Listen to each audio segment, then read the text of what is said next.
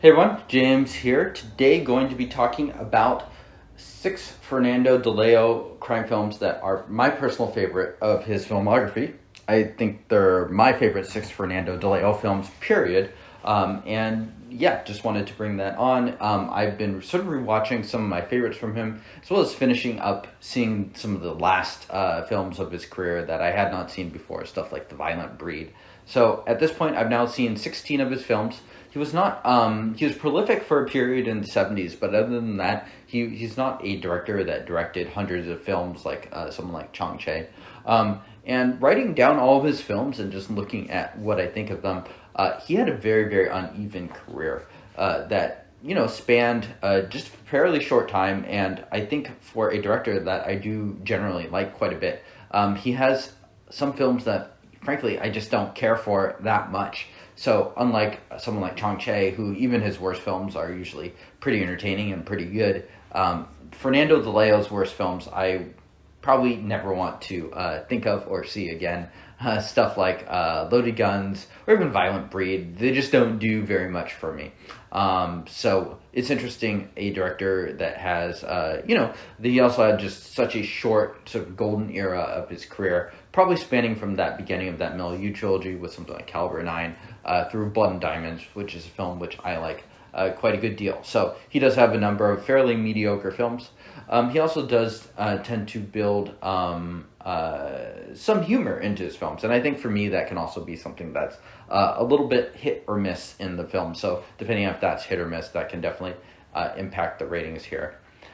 He also tended to focus a lot on current issues. There's a lot of like hippies and stuff like that in his films, and a lot of subtext and social commentary built in. He really found his niche in the Poliziotteschi and Eurocrime genre, and I think that's where his kind of like canonical legacy is going to be in those films, as well as perhaps with some of the westerns that he started out with. He started out as a writer, writing for Sergio Leone. I think he worked on Fistful of Dollars and For a Few Dollars More.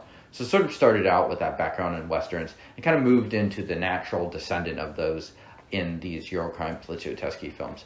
Definitely a bit of a political filmmaker, as anyone was working in these genres, where a lot of these storylines were taken directly from the headlines.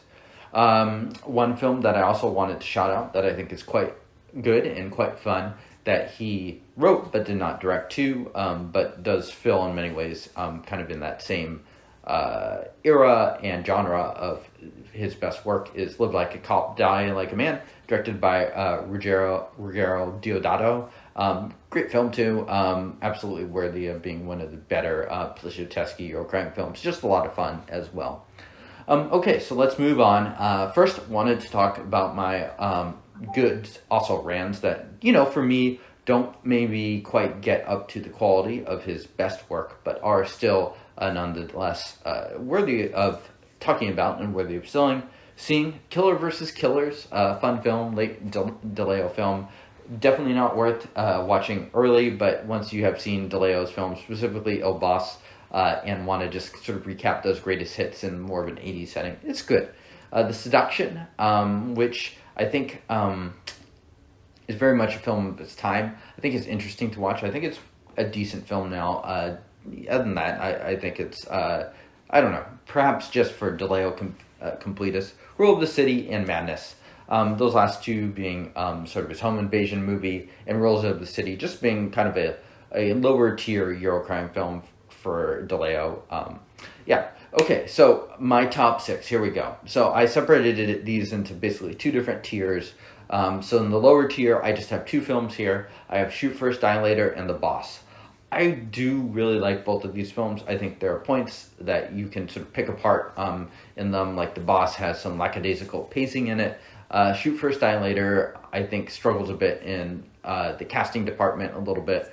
Miranda is not quite the strongest lead here, which is funny because I'm going to say him as one of the strengths in one of the films I put in the upper tier. And a villain not quite as memorable as the better Di Leo works.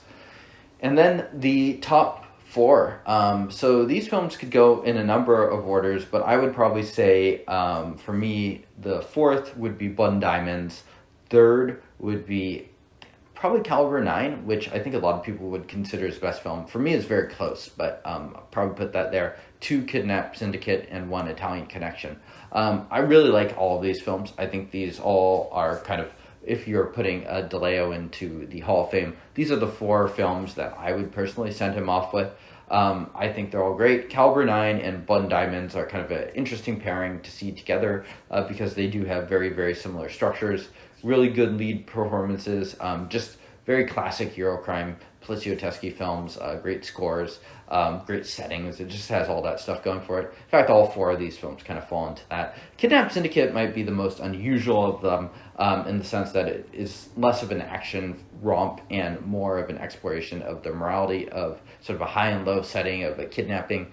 Recently resaw that one, and really I have to put it in that top tier because I do think it's for me at least, it packs perhaps the strongest emotional punch in Eurocrime films. So, and just commenting on sort of like kidnapping at the time, and I think what they do in sort of creating an underworld and sort of like this intricate background kidnapping stuff is fascinating, and I think it really does work for me quite well.